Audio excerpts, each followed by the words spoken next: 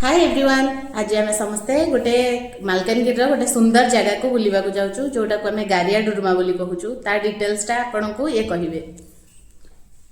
मालकानगिरी गोटे 50 किलोमीटर गोविंदपाली छक रु भितर 5 किलोमीटर पर गारिया डुडुमा जोटा कि छोट छोट गाड़िया भाया गोटे झरणा अच्छी से विजिट कलापर आपन को व्यू देखा। Thank you. मैंने सब देखुवे ये आम पहुँची जाइए समस्ते गारिया डुडुमा पाखरे। आम एक्चुअली समस्ते दुईटा गाड़ी रे जाइथिलु तो आम से ओह्लैबा पड़ला कारण ये वर्किंग कंडीशन रे अच्छी एबे कारण ये सरकार द्वारा सैंक्शन होती टंका कि आपको डेवलपमेंट आउ टिके करा जाऊ तो रास्ता टिके चौड़ा होची आउ एठी देखंतु पोल भी तैयारी होची कि आपण पानी बाटे आपण जाई परिबे एपटरु सेपट एपटरे गोटे लुहार पोल भी तैयारी होची।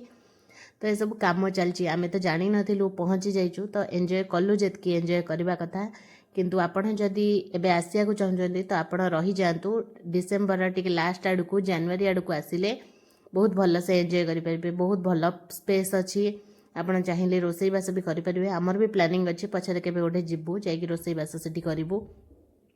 बहुत सुंदर जगह आउ आर ना गारिया डुडुमा होती कौन पाई से तो आपन को से कहले तथा मुझे कहूँ कि गारिया अर्थात गाड़िया छोट छोट होल टाइप रही गात टाइप रही पोखरी टाइप रही तेणु एटा को गारिया डुडुमा बोली कहुच्छी। बहुत सुंदर जगह आ पूरा नेचर रे भर्ती आउ मालकानगिरी रे बेसी वाटरफॉल नाही तो आम यहाँ जानवा जेहेतु पाइलु आम जाइलु बुलिया तो नेक्स्ट टाइम आम सियोर एटिक विजिट कले आपको डिटेल्स वीडियो आउ टिके भलसे मिलिबो।